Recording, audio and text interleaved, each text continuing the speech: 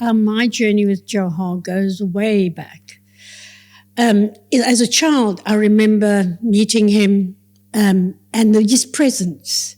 He had the posture of totally erect, of a ballet dancer. He had an air about him. I think for me, you're getting into what was going to be my follow-up to say, what is so significant about his collection that we want the world to know about?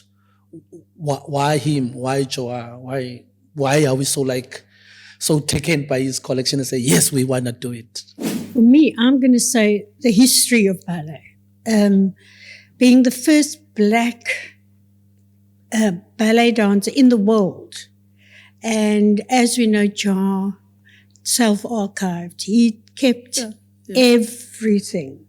So there's a lot of history there, a world history. And for him to have, despite the odds, that was against him, being of short stature, being a person of color, coming from a conservative Muslim family.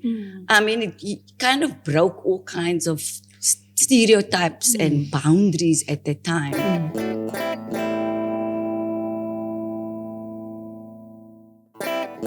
Today, in this episode, we'll be focusing more on the collection of the late Johaar Mosaval, a well-renowned ballet dancer who was born in South Africa and went overseas to practice his craft.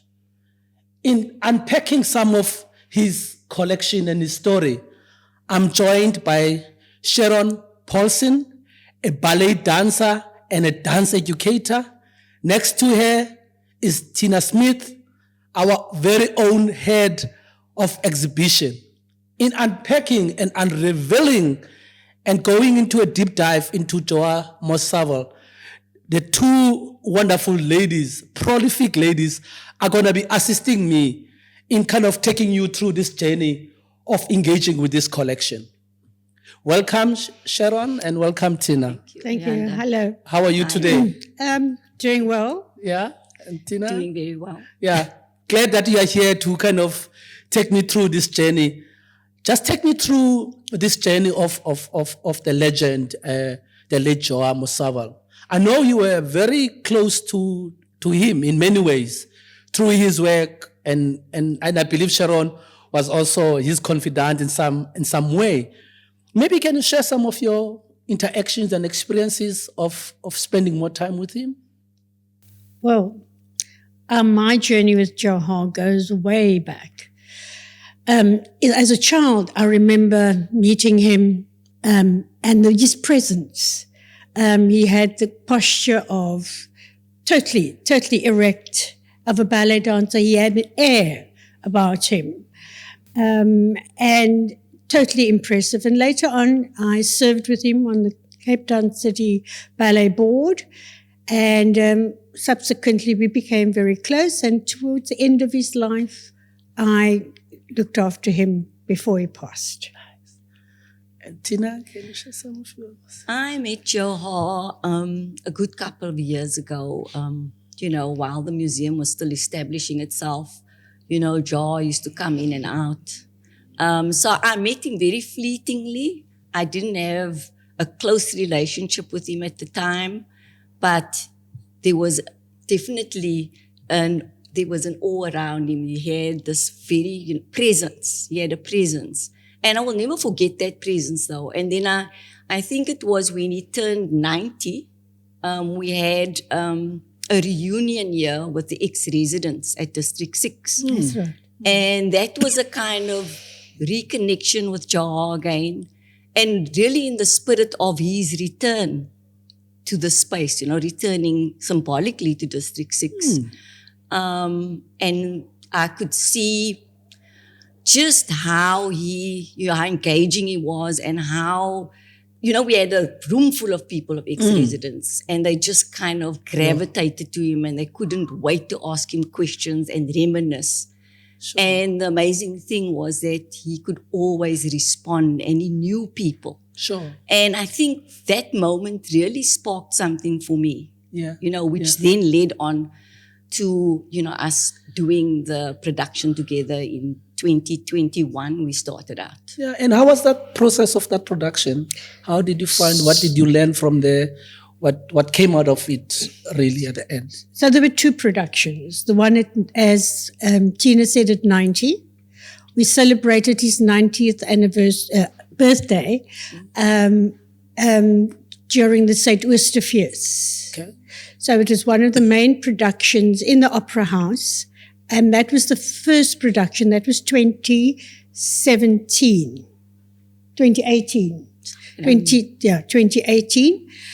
And we came to the museum, and that's when we had the 90th celebration that Tina was just talking about now. And then the subsequent production in 2023, that's another story. We'll unpack that. Okay. Maybe Tina, anything that you want to share?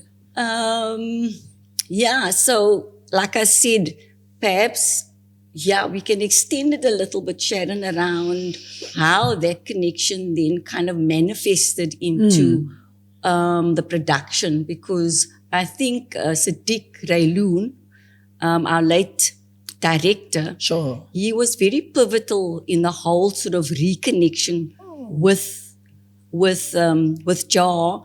And Sharon reminded me about it the other day when we spoke. And so maybe if you can elaborate a little bit around that. Sure. Yeah, I can. Nice. So we were having lunch at District's Cafe in Rhododendron Road in Woodstock, and Siddiq was there with a friend, and he recognized Johaar, and he came up to us and he said, hello. And then he reminded Johaar of who he was. So his mother and Johaar were very close friends, and they used to go out to parties together, and they used to be quite close. She subsequently obviously had passed. And then he mentioned that he was going to be involved with the District 6 Museum.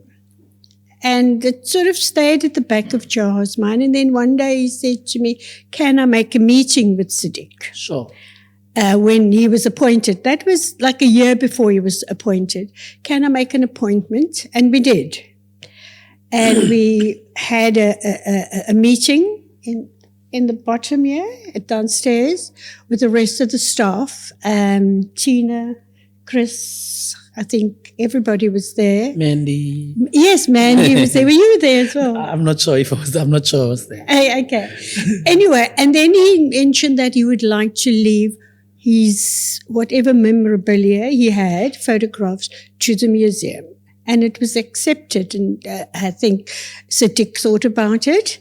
And that's when the whole process happened, where the District 6 Museum then came to the house to record his story, and you were part of that, Ayanda. Heather was doing the interviews. I think Heather was and you were doing the interview. So that was the start of him making that decision. Because there was another decision when we met with the Department of Sports and Culture. They suggested he leaves all his memorabilia at the archives in Rowland Street. It didn't kind of work out. So he was very clear. And he said everything has to go. Everything. Somebody can't have the painting and the other one has the shoes. And he wanted everything into one space. In one space. So that if any research for any reason, it is in one spot, so that we don't have to go calling this one for that photograph and this book and whatever. Yeah. So yes, he was very clear. And what happened? A whole lot of things happened. And we go, how are we going to present this collection? How are we going to make this known? And then I kind of said, look, there is this production. We can maybe affiliate it, do it on Heritage Day, find a date. COVID happened, as you know. So it got postponed and postponed and postponed. And eventually, by March, we had the performance. But a lot happened before that. Lots of... It's the one that was at Artscape, yeah? The one that... So both was at Artscape. Okay. So the second one... and then The reason being, we will then exhibit as well as have the production to show some of the collection. And that was that wonderful exhibition that District 6 was involved in, and everybody came on board. The Artscape Archives came on board. They helped. So it was a wonderful production for four performances, plus the exhibition stayed there for quite a while. I also just want to mention what prompted the whole thing. Sharon said a lot of things happened before that. Yeah, I think it was in 2021 when he got that honorary doctorate from UCT, if I'm correct. 21, 22. Around the 22. It was all COVID that time. And I think that kind of prompted us even more. That's right. To celebrate that milestone with him. And then we kind of dived fully into doing the production, but looking at it differently in a way, curating it differently, and so on. And so. I think today I've checked on different, internet spaces like the Cape Town Museum, and his story is very intense there. You could read very in-depthly. I think our interest for today really was around the process of the collection itself. How did it came about? And maybe this one, Sharon can assist us in unpacking it a little bit. The process of say, did he leave any guidance to say these are the items or sections of the items that I wanted to be in District 6 Museum? These are the certain things that I wanted to be there. What was that? What was the process of really deciding which part of the collections are going to be really housed here at our museum? Okay, so he was part of that process, if you remember well. And I said, can you pack and say what you want to leave? Okay. And he started packing. He started packing. I don't know, you took boxes and away and had them scanned. His awards, he was very clear that every award should go into the collection as well. So there's the Ikamanga, there's the Churchill Award, there's the medal from Queen Elizabeth, all of that. I think the Churchill one is not there because somebody took it. It was stolen somehow. Somehow it got lost. Not now, a while back. A while back. I think while he was on one of his pilgrimage to Hajj, he had somebody stay at the house and it kind of disappeared. So, but he wanted every photograph, every award. So it's quite intense. The collection is it's everything. The painting, which I said, I asked him, could I buy it so that, nobody can say, he said, no, that will go that's part of the collection.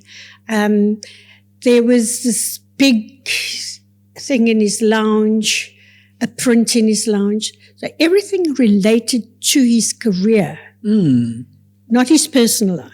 Everything related to his career was given as part of the collection. And I think District 6 team was very good in unpacking that and being very careful, as you know, very careful of, and if they found anything personal, they'd say to me, we that's not what we're interested in. That's not part of the collection. And it was handled, with respect. Maybe let's bring Tina in here. What do you think about that process itself, Tina? And because you're quite central into it in deciding what comes to us, what does not come to us. How did you, with these items, I think Heather was saying there's almost about, if I'm not mistaken, about 3,000 items that are part of this collection. What was so important that about it that we say these are the things that we need as part of our collection? Well, I'm speaking more or less from an exhibition point of view. Sure. I mean, so my introduction to the collection was more around the kind of research for the exhibition part, and also to the production itself, the conceptualization with Sharon, and Grant van Steer and Basil Apollos. So there was a lot of deep diving into that process.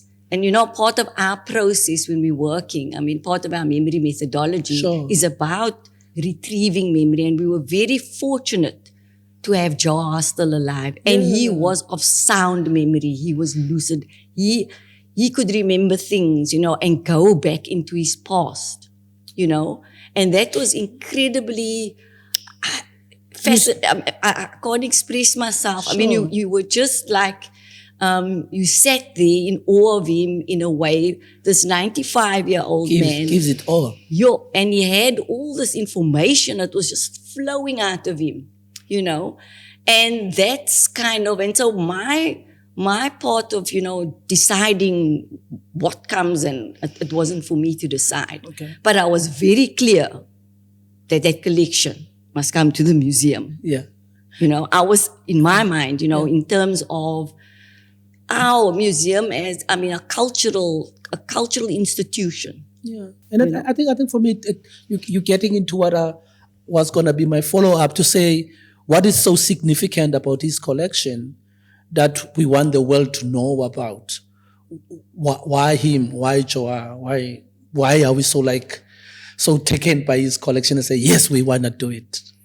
For me, I'm going to say the history of ballet. Being the first Black ballet dancer in the world. And as we know, Johaar self-archived. He kept everything. So there's a lot of history there, a world history and South African history, South African ballet history and history in the world, because he was the first Black dancer also to receive senior principal status at the Royal Ballet. It's big. It's huge. In the 1960s, so yeah.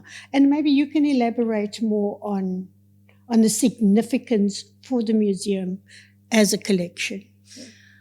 I would say that, I think for future generations, I think it's a significant and important documentation, of a single person who, who was from District 6. And if you go back to, Johaar's history, he comes from a very humble background. Sure. And for him to have, despite the odds, that was against him, being of short stature, being a person of color, coming from a conservative Muslim family. It kind of broke all kinds of stereotypes and boundaries at that time. And the fact that he was a gifted and talented, artist, if you like, dancer. And for me, the strong will that he had, in a sense. And so these local stories need to be told. It's important that we own those stories. Every single South African, every single, younger generation or aspiring dancer should know about, where we come from. Yeah. Where we just, our history was erased. It was forcibly erased from us. So it's important that we go back and we find these icons, if you like, that we are able to understand where we come from, and they are role models, that will inspire us. And so I think it's important.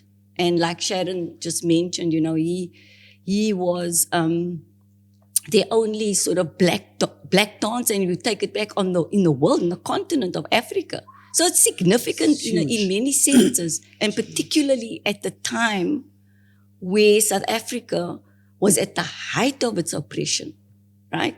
And here he goes off, in the 1950s, post the Second World War.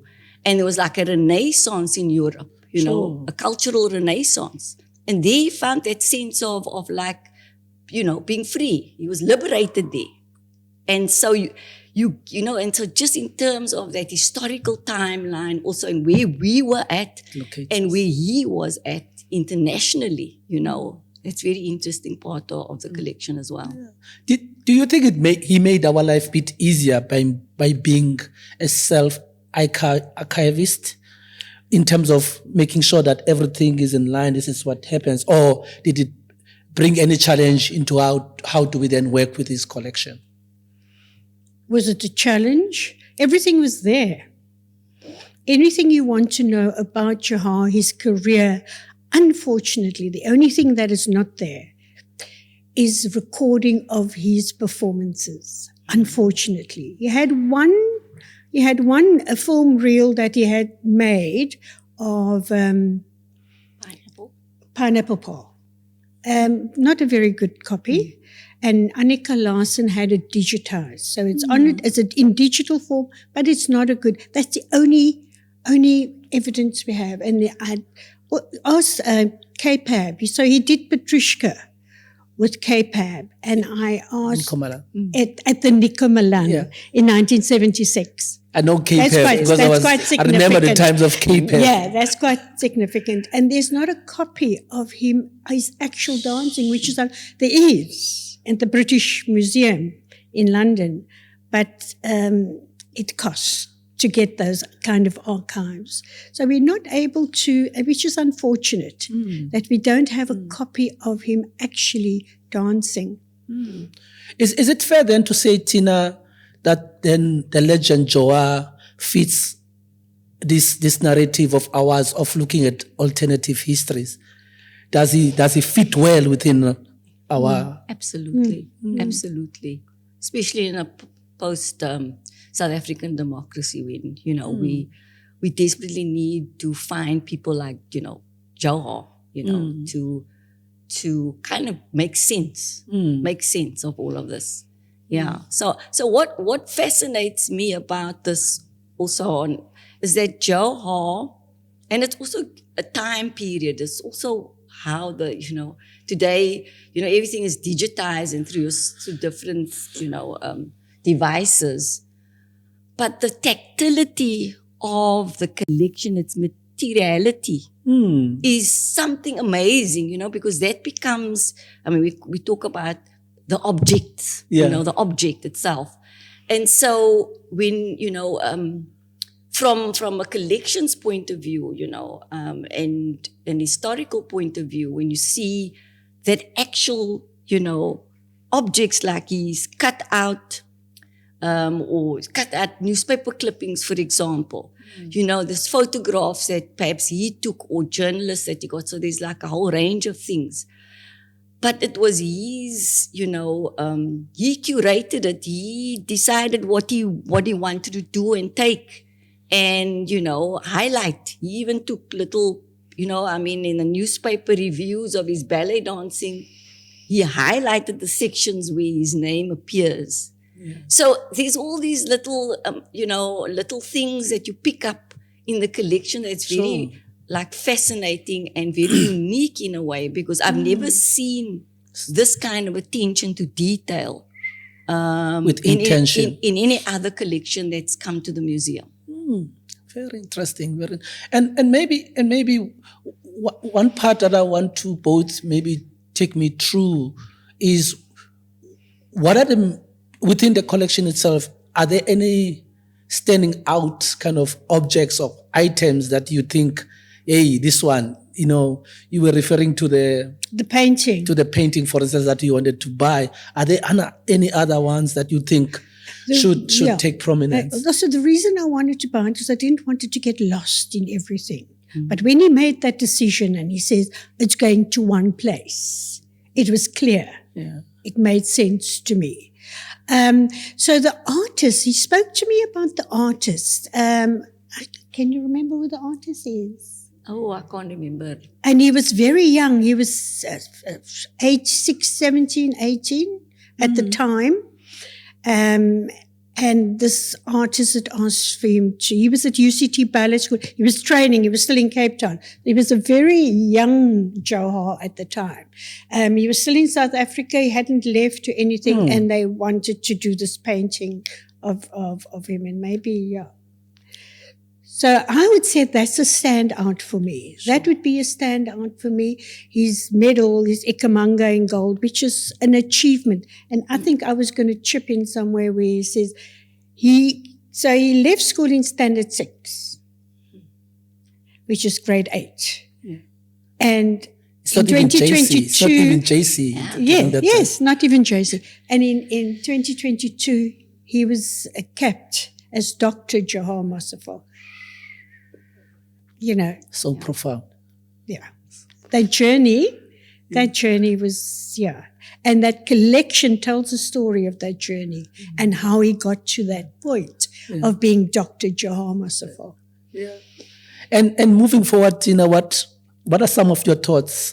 What should we do with this gold that we having at our disposal? What energies is this gold bringing into the museum itself? You struck a chord. There is energy, yes. There's energy. And the thing is, we, as staff members and people who find it, like researchers and whatever, artists that's coming up, we need to give it life. Yeah. We need to reimagine this archive. That is not static. It's a living archive that we are able to see it as a resource, number one, so that it can, as a springboard to whatever we need to do. If it's in fashion design, if it's looking at photography over that time period, if it's how we collect, there's a whole range of ways to enter this. That potential. Potential to enter this archive. Sure. And, it's a treasure trove, and it has a lot of potential. I mean, you can see that through the publication, this recent publication, The Boy Who Loved to Dance, and also through the both productions that we've done.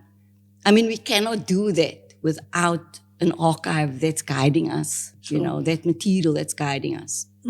Seeing that we are in it now, what is the current plan around the process of launching the book? What is the book all about? And what is the process, of making sure that it's known across the world, not only in South Africa, but across the world itself? I just want to add to that is also to educate. Yeah.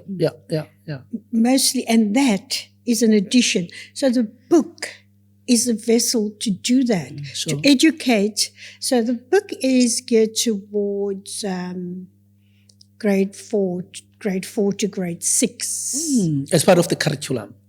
No, it's not part of the curriculum, Okay. but I'm just saying that is the age group that it's geared towards. Okay. And I think maybe Tina can talk about how this book came about. Okay. You see, this is the thing. one layer, it's like opening up the last different thing we were layers. thinking about was a children's book. In fact, it wasn't really. It wasn't on the radar. It wasn't our idea. know. But I think what stimulated this was the fact that the publisher came to see the performance. Yeah. And when she saw the performance, she was completely bowled over, and then she approached the museum through the publisher New Africa Books. She approached me, and then I said, wow, no. In fact, she approached me, and then Joe was still alive, Sharon. And so we said to her, first and foremost, we need to ask for his blessing before we do anything. Yeah. And of course, Joe was like absolutely, for him it was like another, I can say, moment in his life. Achievement in his life, particularly, at As his part of age, his legacy, and at his age. Unfortunately, he died before the book was published.